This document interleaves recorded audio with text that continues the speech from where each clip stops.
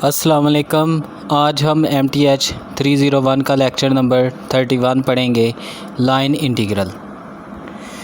इस टॉपिक के बारे में हम लास्ट लेक्चर में पढ़ चुके हैं, तो इसमें हम इसकी एग्जांपल्स करेंगे। तो पहले हम देखते हैं फार्मूला ऑफ लाइन इंटीग्रल।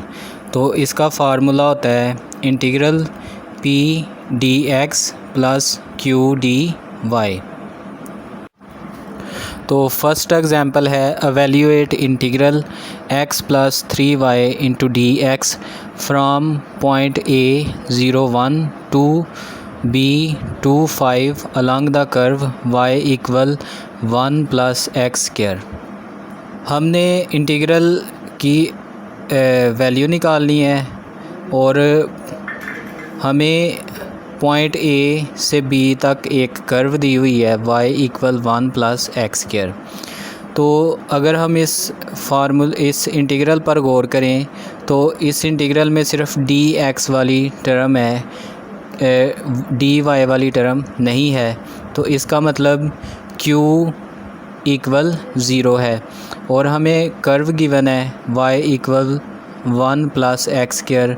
और लिमिट्स हम यहाँ से पॉइंट से बना लेंगे।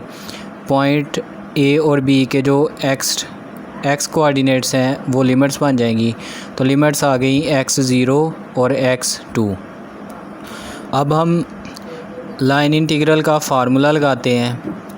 तो I equal integral over curve C P dx plus Q dy is equal to integral x plus 3y dx equal to integral x plus 3 into 1 plus x square into d x और limits 0 से 2 तक। तो इसमें हमने सबसे पहले P dx और Q dx की जगह हमारा गिवन इंटीग्रल जो क्वेश्चन में गिवन है वो लिखा है और y की जगह हमने कर्व की वैल्यू पुट की है, y इक्वल है 1 प्लस एक्स स्क्वायर। तो इंटीग्रल में 3y में हमने y की जगह 1 प्लस एक्स स्क्वायर पुट कर दिया है। तो इसको हम फर्दर सॉल्व करें तो integral limit 0 to 2 x plus 3 को अंदर मल्टीप्लाई कर दें plus 3x square into d x. अब हम इस इंटीग्रल को निकालते हैं और इसमें लिमिट पुट कर देते हैं। तो x का इंटीग्रल होता है एक्स स्क्वायर ओवर 2 यानी पावर में एक प्लस टोटल पावर से डिवाइड, और 3 चूँकि कांस्टेंट है तो इसके साथ कोई वेरिएबल नहीं। तो सिंपल कांस्टेंट का जब हम इंटीग्रल लेते हैं तो x इंटीग्रल आ जाएगा, तो ये आ जाएगा 3x।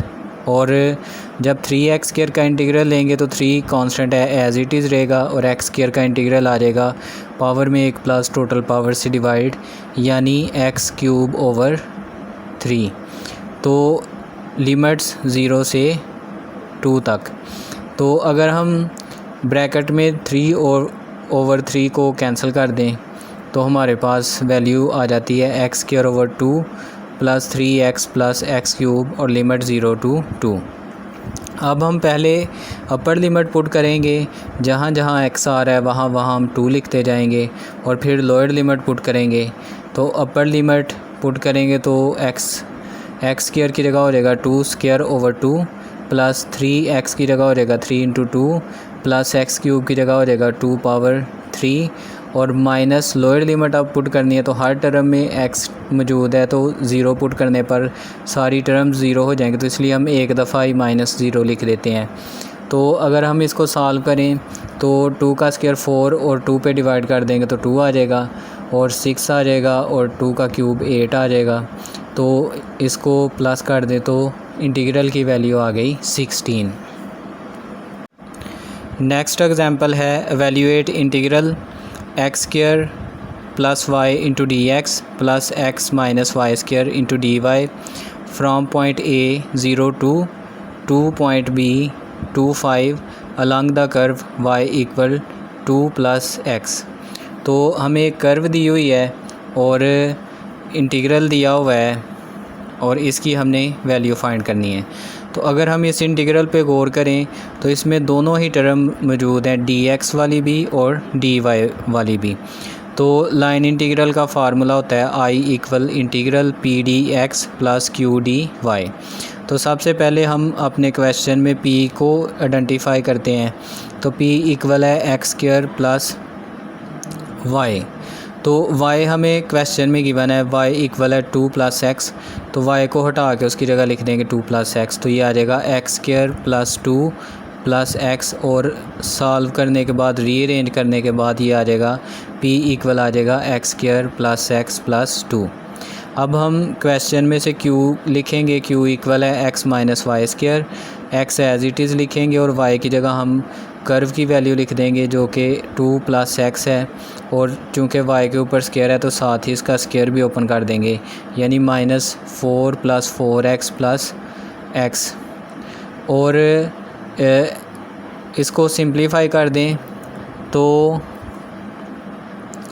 माइनस को कॉमन ही रखें तो एक्स स्क्वायर भी एज़ इट इज़ रहेगा, और 4x में से एक x निकाल दें तो 3x आ जाएगा। -3x आना चाहिए लेकिन हमने माइनस को कॉमन ले लिया हुआ है, और -4 आना चाहिए था लेकिन हमने माइनस को कॉमन लेकर +4 आ जाएगा। तो ये q की वैल्यू आ गई -(x² + 3x + 4।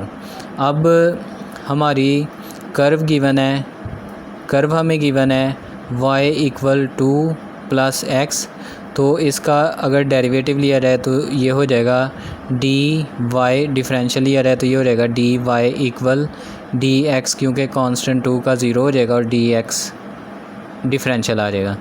और लिमिट्स हम पॉइंट से लेंगे तो a और b के x कोऑर्डिनेट्स लेंगे तो वो लिमिट्स आ जाएंगी, x इक्वल 0 और x इक्वल 2, ये लिमिट्स आ गई। अब हम जो हमारा फार्मूला है p d x plus Q d y, तो हमने p और q को अलहदा ही सॉल्व कर लिया हुआ है। तो इंटीग्रल में हम p की जगह वैल्यू लिखेंगे x² + x + 2 × dx, और माइनस अब q की वैल्यू लिखेंगे -(x² + 3x + 4 × dx, क्योंकि हमारा dy dx के इक्वल है।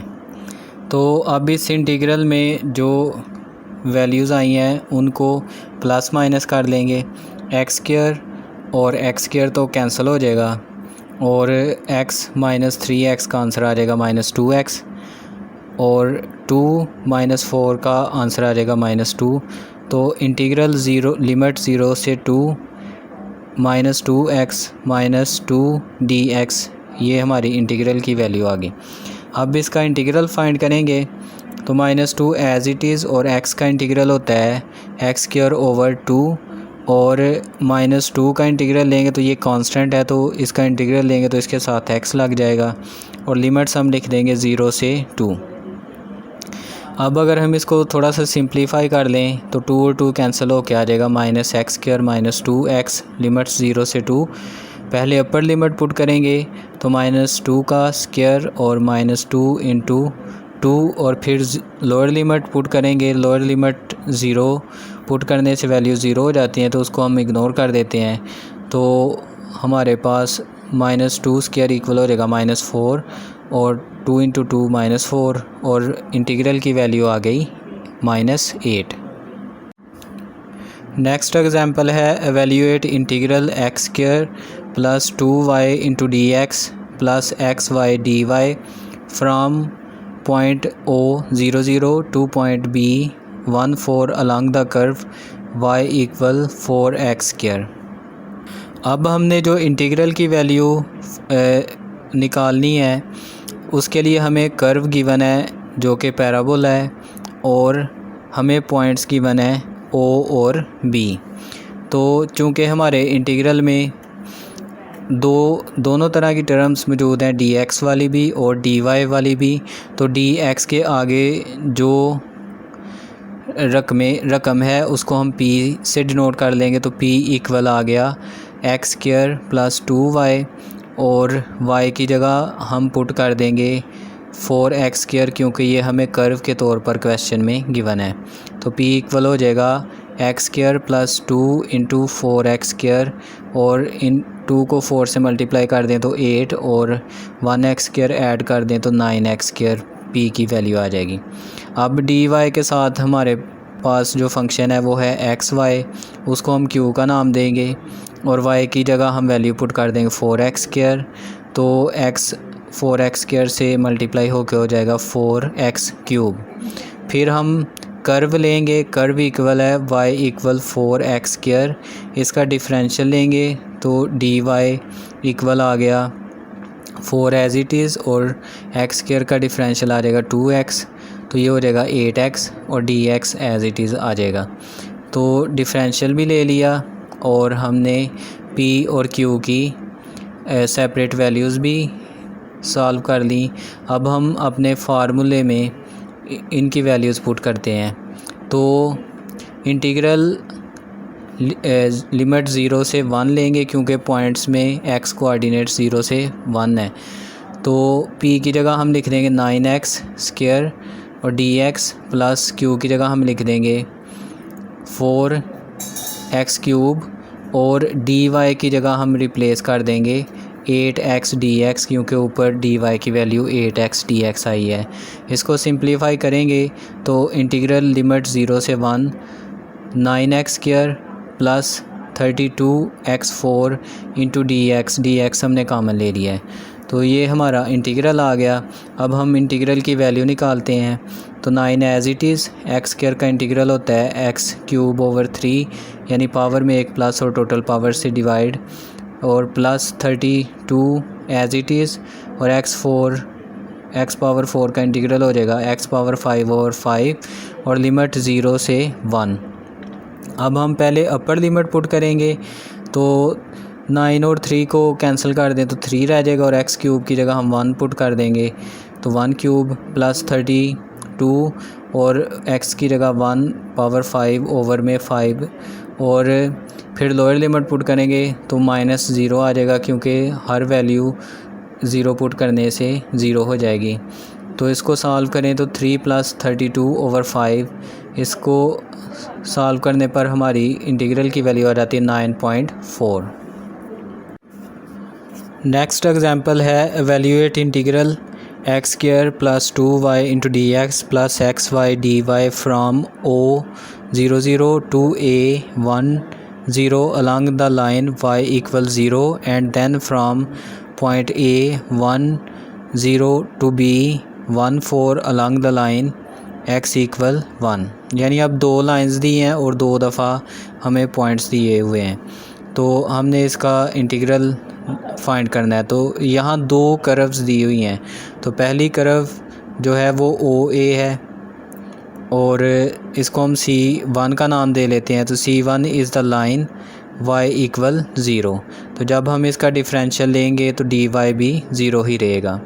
अब हम अपने इंटीग्रल में जो कि हमें ऊपर गिवन है उसमें हम y की जगह 0 पुट कर देंगे, जहाँ भी y आ रहा है वहाँ हम 0 पुट कर देंगे।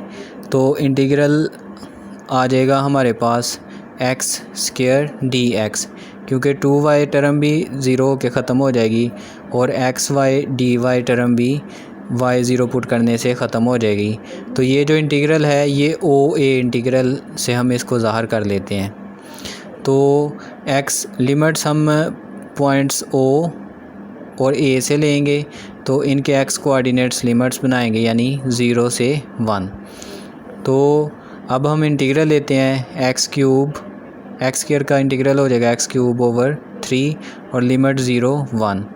तो पहले अपर लिमिट पुट करेंगे जो कि 1 है, तो 1³/3 माइनस फिर लोअर लिमिट पुट करेंगे जिसकी वजह से वैल्यू 0 हो जाएगी।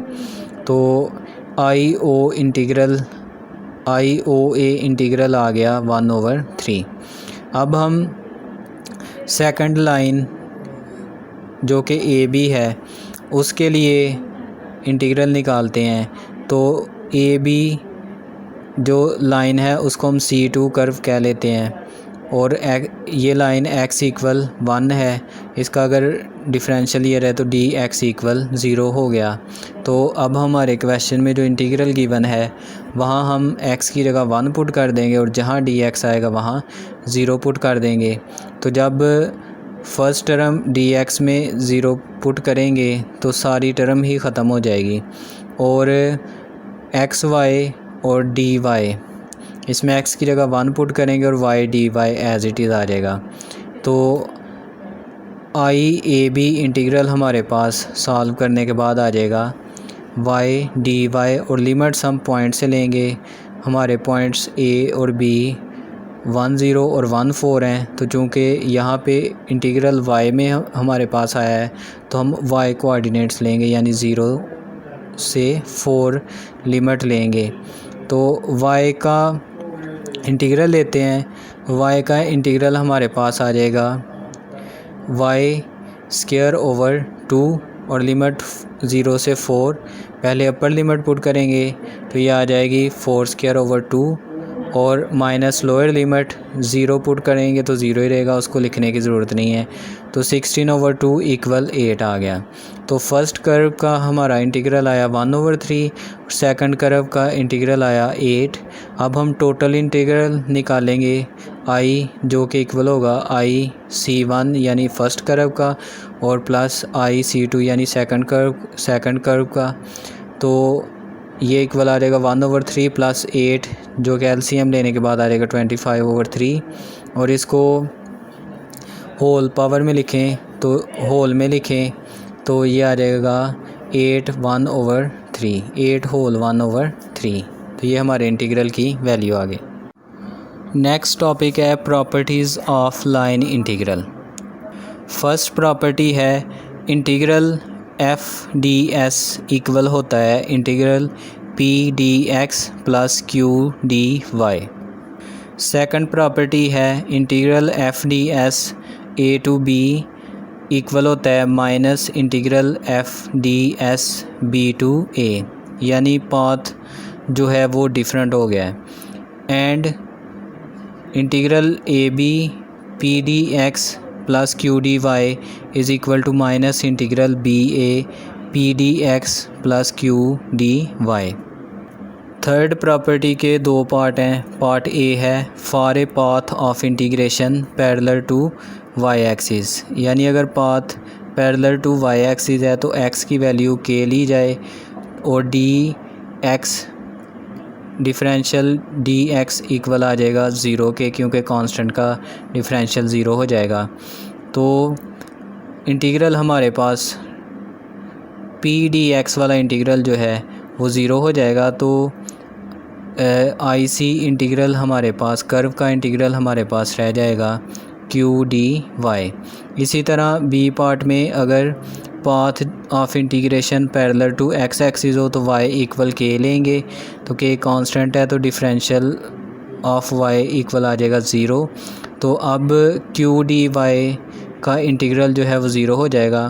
तो हमारे पास line integral I C equal आएगा integral P d x. Fourth property है if the path of integration C joining A to B is divided into two parts AK and KB, then integral IC is equal to IAB equal IAK plus IKB। यानी कहने का मतलब ये कि अगर A से B तक जो पाथ है उसको हम दो पार्ट्स में डिवाइड कर दें AK और KB में, तो पहले हम AK तक इंटीग्रल फाइंड करेंगे, फिर KB तक इंटीग्रल फाइंड करेंगे, सम करेंगे तो वो AB का टोटल इंटीग्रल आ जाएगा। फिफ्थ प्रॉपर्टी है if the path of integration C is not single valued for part of its extent the path is divided into two section. यानी अगर पाथ ऑफ इंटीग्रेशन C का जो path of integration है वो single valued ना हो तो फिर उस पाथ को हम दो सेक्शन में डिवाइड कर देते हैं। y equal f1x from a to k and y equal f2x from k to b। तो हम दो पाथ में जो है वो गिवन पाथ को डिवाइड कर देते हैं।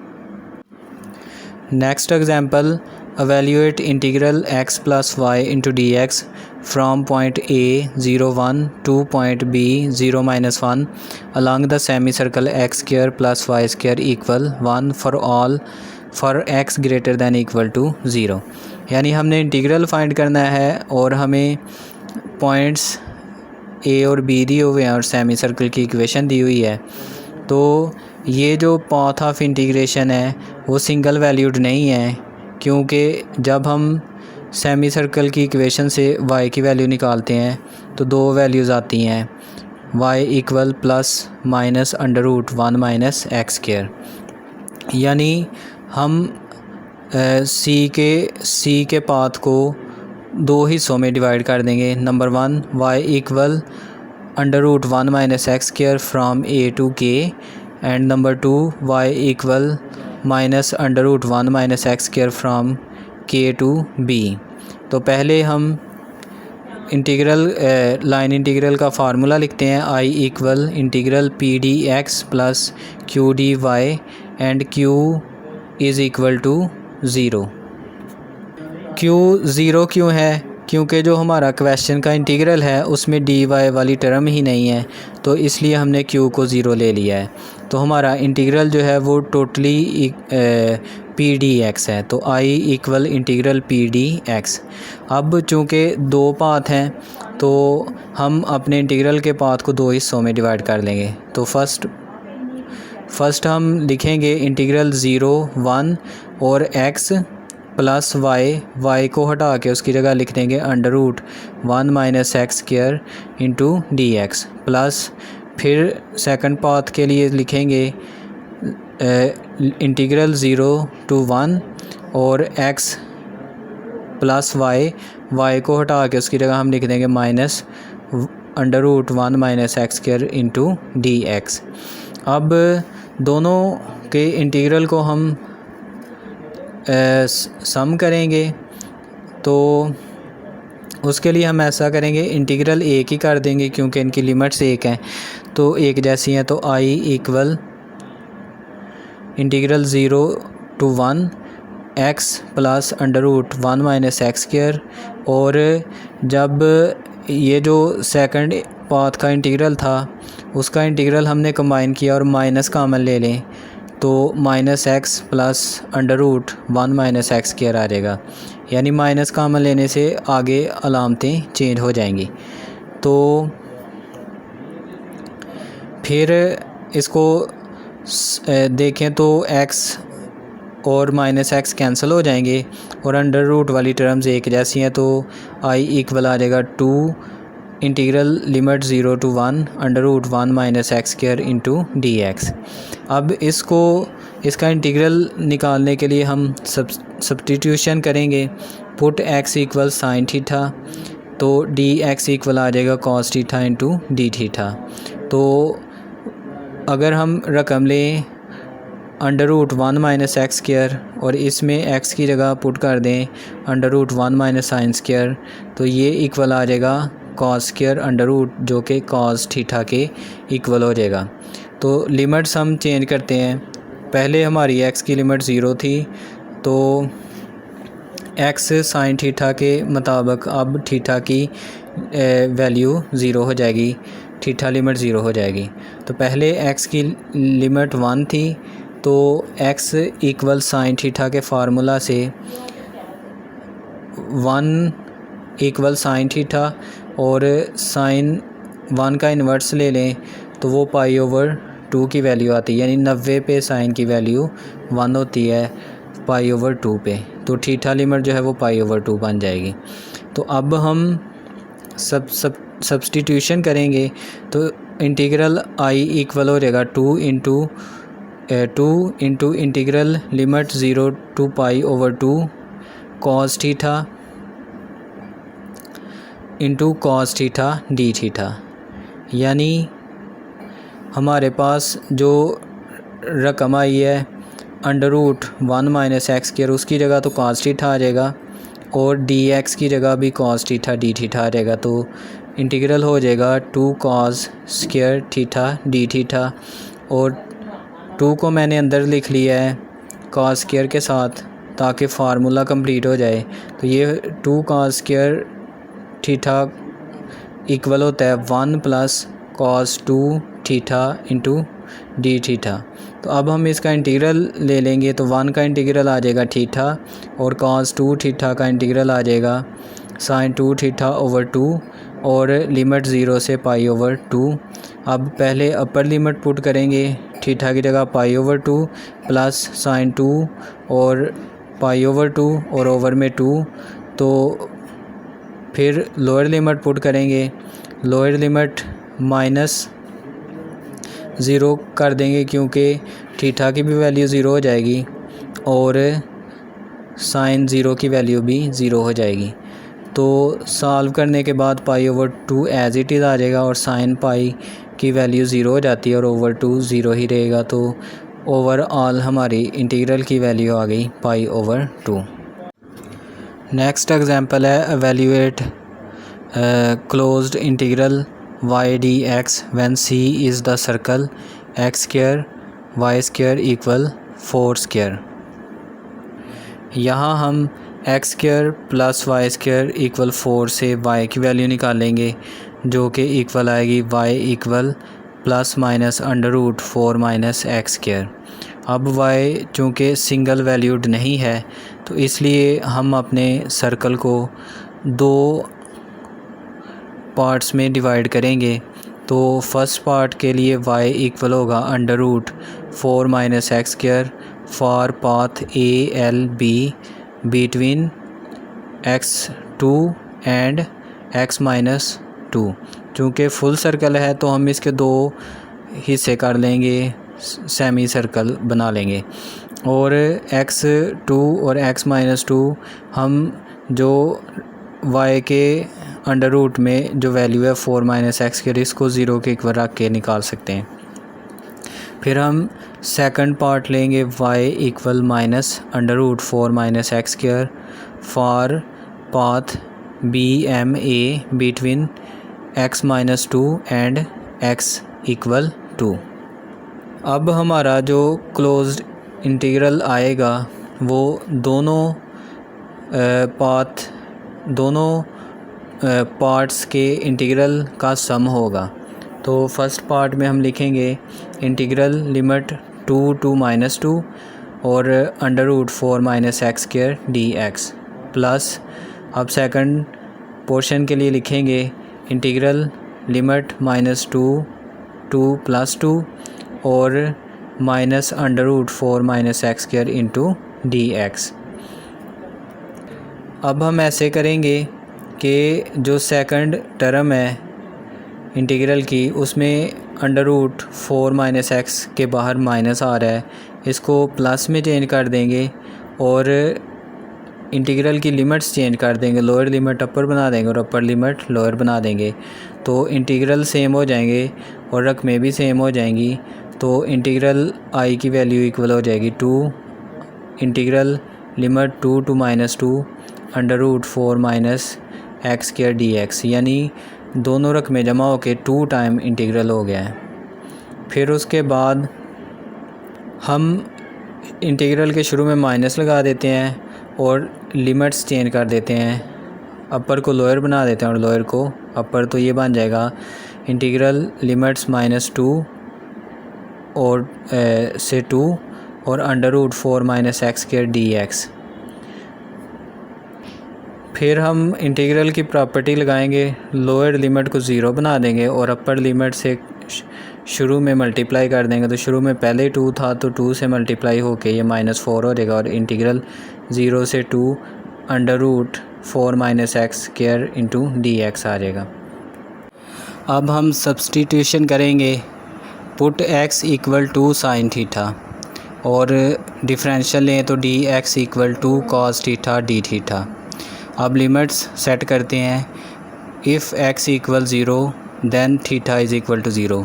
क्योंकि x equal to sine theta है तो x की जगह 0 रखें और sine inverse theta equal sign inverse 0 जो है वो 0 आ जाएगा, तो थीटा की वैल्यू 0 हो जाएगी।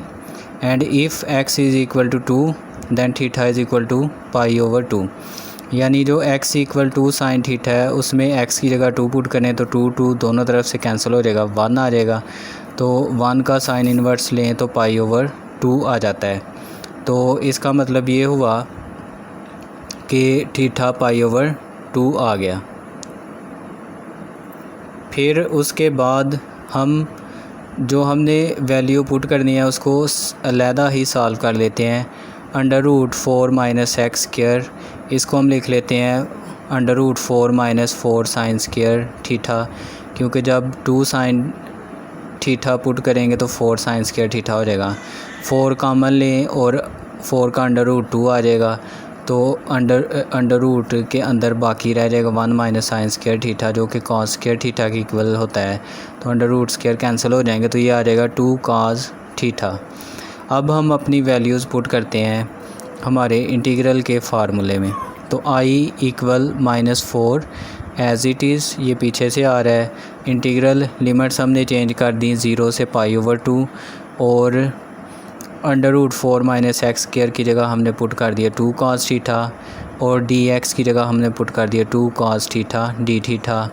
हमने 1 2 बाहर मल्टीप्लाई कर दिया -8, और इंटीग्रल एज इट इज़, और 1 2 अंदर ही रहने दिया, और cos square theta d theta हो गया।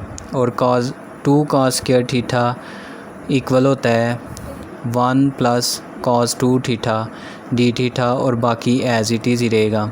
अब हम इंटीग्रल लेते हैं तो 1 का इंटीग्रल थीटा आ जाएगा, और cos 2 थीटा का इंटीग्रल आ जाएगा sin 2 थीटा, और एंगल में चूँकि 2 थीटा है तो इसके डेरिवेटिव से डिवाइड कर देंगे, 2 से डिवाइड कर देंगे, और बाहर -8 ही रहेगा, और लिमिट लिख देंगे 0 से पाई ओवर 2।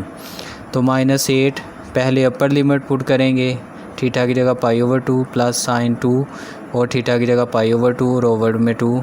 फिर माइनस लोअर लिमिट पुट करेंगे, लोअर लिमिट 0 है तो हर टर्म 0 हो जाएगी, तो इसलिए मैंने 0 ही इधर लिख दिया है। तो साइन का 2 कैंसिल हो जाएगा, तो साइन पाई रह जाएगा बाकी।